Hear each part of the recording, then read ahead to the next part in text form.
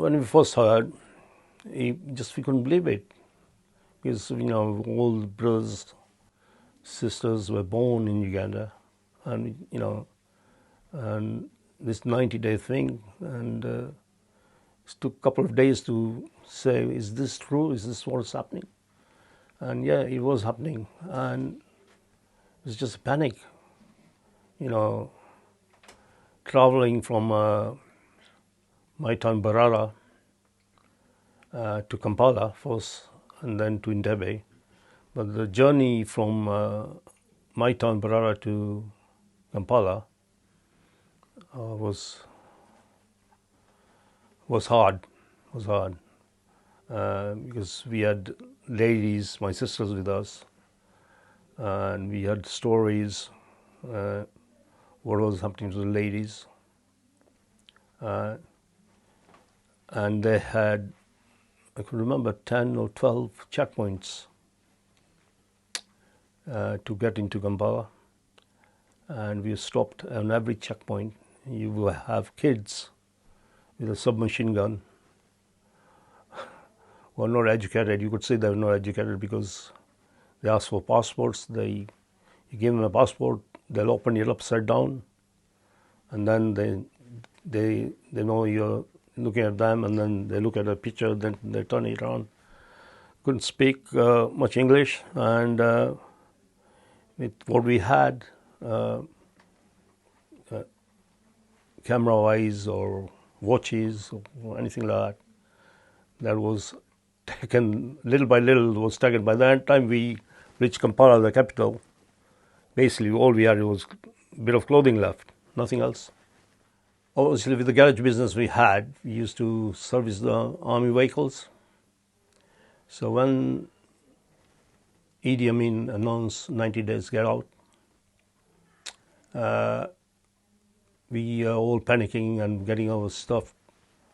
Obviously, all the assets were frozen, so we couldn't get no money out.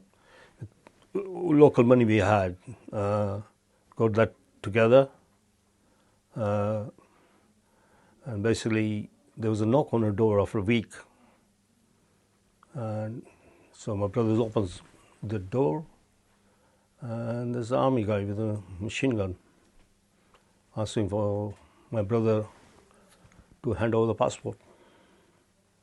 Said, you're not going because you're serving you're serving our vehicles, army vehicles.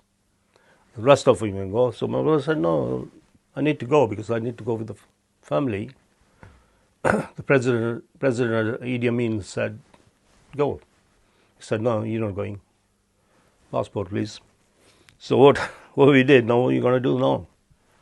So he handed over his old passport to this army guy, took a chance, and he just took it off, look at the photograph. It's an expired passport, right? And he didn't look at the dates. He just looked at the photograph in there and said, okay, I got a passport. You can go and drop your family to the airport now. When you come back, you can have a passport. So he thought my brother was coming back, but he didn't. Obviously, he had another passport which was in date, and he flew with that passport. First memories was flew into Stansted Airport on 10th of October.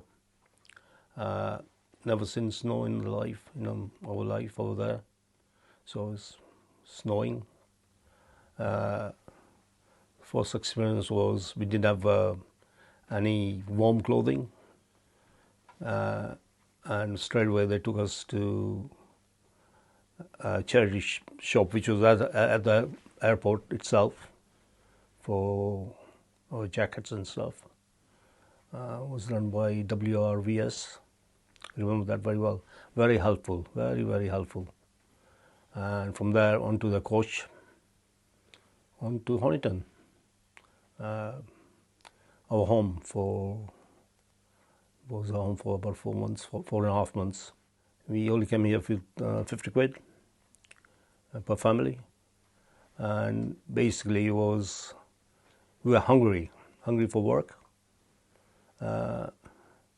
So I was 17, so I wanted to study because I was an apprentice motor mechanic when I came here, and I wanted to do that because back home we had a garage business, and I wanted to do that because my brother was a motor mechanic as well.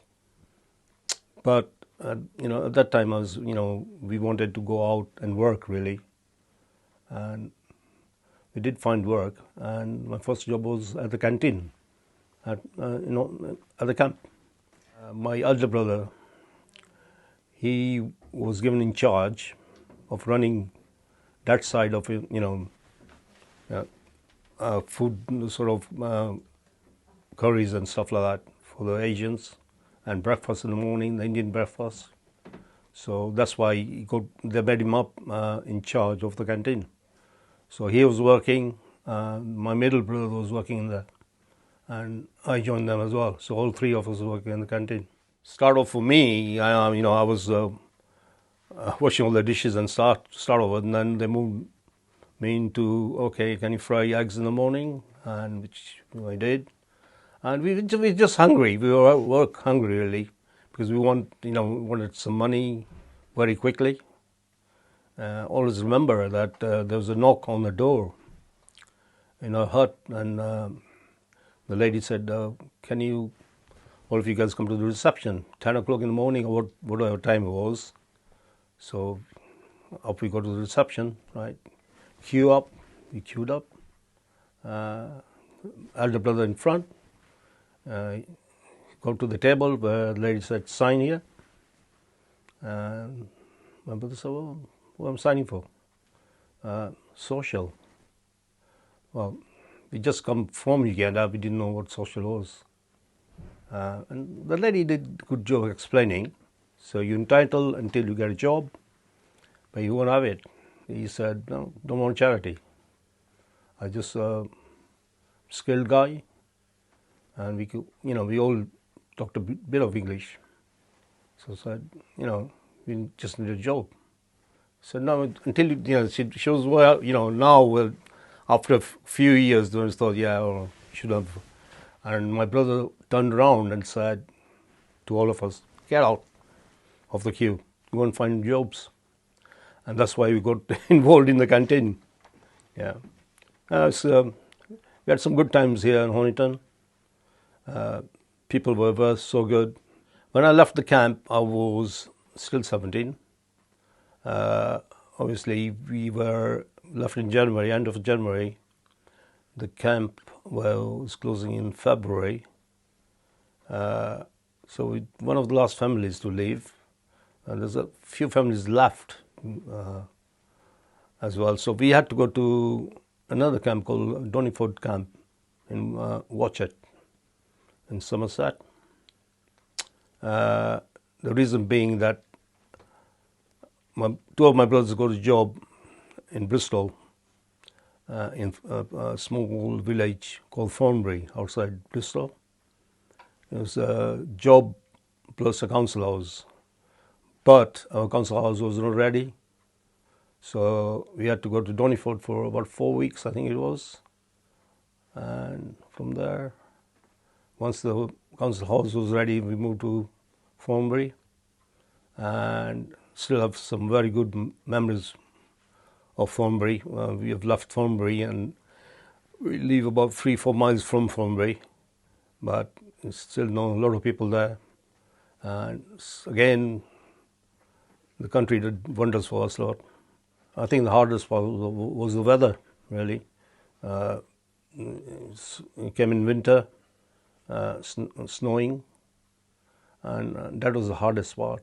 Early life in Uganda, obviously, parents were quite well off. I would say we were spoiled. Looking back, I talk to my kids about this all the time. We were spoiled because parents were quite well off.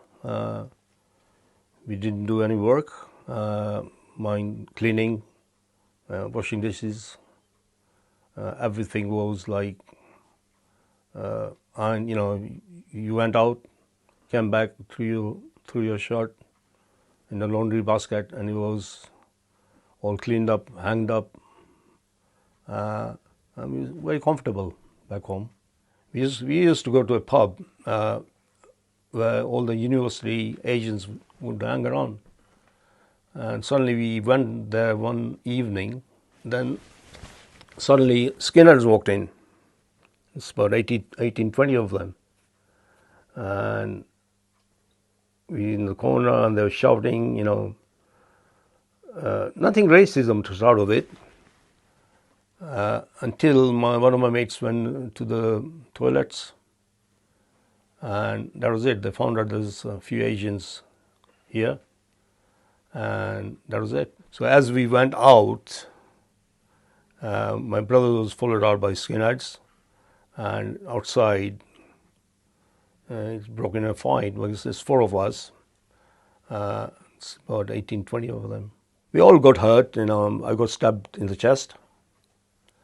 Had a cut up here at the top. My brother hurt someone else. One other skinhead was hurt as well. This went to court. And this is what I'm saying. There is racist people. But there's some good people. Some very good people. And I was amazed that the people that came to court, right, were from somewhere as far as Newcastle. One couple was in Bristol from Newcastle, a long way back. And they came just to purely say, like, it's not their fault they were here. It's the Skinners who started this. So, there were a lot of people, and all white. They were all there to say, look, these guys were not at fault. They were just having a drink and they were going home or whatever. And Skinners were there shouting and all that. Yeah, even there was a bouncer there. There was only one bouncer, and he came to the court as well and said that. So they caught most of them, and they were given time. And they gave us some compensation to us lot. But it's what it is you do get it, but majority never had issues. Yeah, I played a lot of hockey, got involved in hockey, and I've just finished playing hockey now. I'm just going to go take on coaching. So I'm going to go have 60, 70 kids coming training, and I'll be coaching them. So that's something I'm going to give it back to my club. I've stopped playing because of my knees. My knees were damaged. I've just retired now, last year, and I was thinking with what these volunteers did for my family, I need to do the same, really. I need to go to a charity shop and work, maybe a couple of days a week to help out. And that's only because of what the guys and the volunteers done for us lot. It's eye-opener, really.